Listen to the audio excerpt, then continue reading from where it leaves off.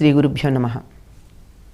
శ్రావణమాసంలో విశిష్టంగా చెప్పబడేటటువంటి శ్రావణ శుక్రవార వ్రతం లేక వరలక్ష్మి వ్రతంలో ఉన్న అంతరార్థాన్ని మనం తెలుసుకునే ప్రయత్నం చేస్తున్నాం. ఈ కథని స్కాంద పురాణంలో ఉన్నట్టుగా మనకి చెప్తూ ఉంటారు. ఈ స్కాంద పురాణంలో ఈ కథని కుమారస్వామి తల్లి దగ్గరికి వెళ్ళి, అమ్మ, లోకంలో స్త్రీలందరికీ అన్ని రకాలైన భోగభాగ్యాలు, సకల సంపదలు, సుఖ సంతోషాలు ఇచ్చేటటువంటి వ్రతం ఏదైనా ఉందా అని అడిగితే, ఆవిడ నేను కూడా తెలుసుకోవాలనుకుంటున్నాను, నాన్నగారిని అడుగుదాం అంటుంది. పరమశివుడి దగ్గరికి వెడితే పార్వతి ఎదురుగా కుమారుడైనటువంటి కుమారస్వామికి శివుడు ఉపదేశించినటువంటి కథ.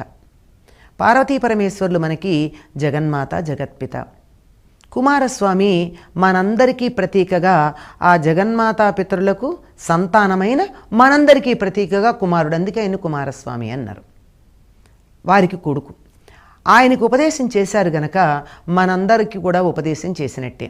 ప్రత్యేకంగా ఏదైనా ఒక వ్రతం కానీ, ఒక పూజా విధానం కానీ, ఒక దీక్ష కానీ, ఒక మంత్రం కానీ చెయ్యాలి అంటే గురువు నుండి ఉపదేశం పొంది ఉండాలి అంటారు. వరలక్ష్మి వ్రతానికి అటువంటి పట్టింపు లేదు. ఎందుకు అంటే మనందరి ప్రతినిధి అయిన కుమారస్వామికి ఇప్పటికే పార్వతి సమక్షంలో శివుడు ఉపదేశం చేస్తున్నాడు గనక మనందరికీ ఉపదేశమైనట్టే మనందరం కూడా వ్రతాన్ని తప్పనిసరిగా చేసుకోవచ్చు.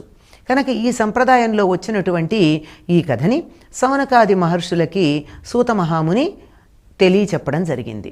ఈ చెప్పినటువంటి ఈ కథలో మనకి ఏం చెప్తారు, పూజా విధానం అంతా అయిన తర్వాత అమ్మవారికి పూజ చేసి అక్కడ నానబెట్టినటువంటి శనగలు ఒక వెదురు బుట్టలో పెట్టి, దాని మీద ఒక తాంబూలం పెట్టి, తాంబూలంలో ఒక పండు పెట్టి, దానిపైన తయారు చేసుకుని ఉంచినటువంటి ఈ తోరం, అంటే 9 పోగులు 9 ముడులు ఉన్నటువంటి తోరం ఒకటి వేసి అది అమ్మవారికి వాయనంగా ఇవ్వాలి.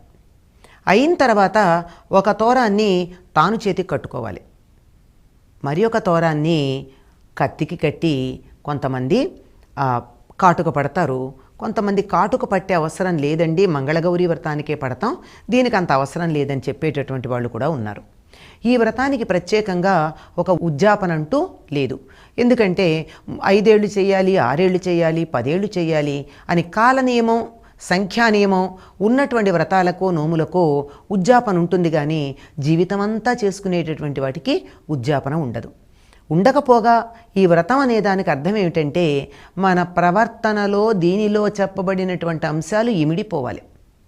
ఒక్కసారి వ్రతం చేసుకుంటే అందులో చెప్పిన వాటిని మనం ఆచరించటం మొదలు పెట్టాలి. అప్పుడు ఆ వ్రతం మనకి సిద్ధించింది అని చెప్పుకోవడానికి వీలవుతుంది.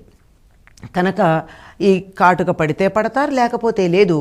కానీ తరువాత మాత్రం తప్పనిసరిగా తాను చేతికి తోరం కట్టుకుని అక్షతలు తీసుకుని కథని చెప్పుకోవడం ఉంది. ఆ తరువాత కథంతా చెప్పుకోవడం పూర్తయిన తర్వాత అమ్మవారికి వండినటువంటి పిండి వంటల్ని నివేదన చేస్తారు. ఇంతకు ముందేమో పండు, పాలు, పానకం, వడపప్పు, కొబ్బరికాయ, అరటిపండు లాంటి వాటిని అవసర నివేదనగా పెడతారు. ఈ తర్వాత వండిన పదార్థాలు ఏవైతే ఉంటాయో, అన్నం, అమ్మవారికి ఇష్టమైనటువంటి వాటిల్లో ఆవు పాలతో చేసినటువంటి బెల్లపు పరవాన్నం, బియ్యంతోనూ బెల్లంతోనూ ఆవు పాలతోనూ చేసినటువంటి పరమాన్నం అమ్మవారికి చాలా ఇష్టం అని చెప్తారు. అలాగే పులిహార కూడా పసుపు వేసి ఉంటుంది గనక హరిద్రాన్నైక రసిక అని అమ్మవారికి ఉన్న నామాల్లో ఒకటి, చేతైతే అది చేస్తారు. ఇవేవీ చేయకపోయినా కానీ భక్తితో చేస్తే చాలండి. అది లేకపోయిన తర్వాత ఎన్ని రకాల భక్తులు ఉంటే ఏం లాభం, ఎన్ని పూజలు చేస్తే ఏం లాభం.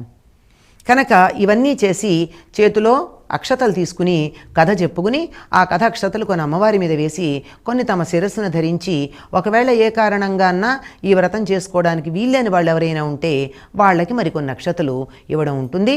కథ విన్నా పూజ చేసుకున్న ఫలితం లభిస్తుంది, అక్షతలు వేసుకున్నా పూజ చేసుకున్నటువంటి ఫలితం లభిస్తుంది అని గొప్ప సులభమైనటువంటి ఉపాయం మనకి మన పెద్దలైనటువంటి వారు ఈ వ్రతాల రూపంలో అందించి ఉన్నారు. స్వస్తి.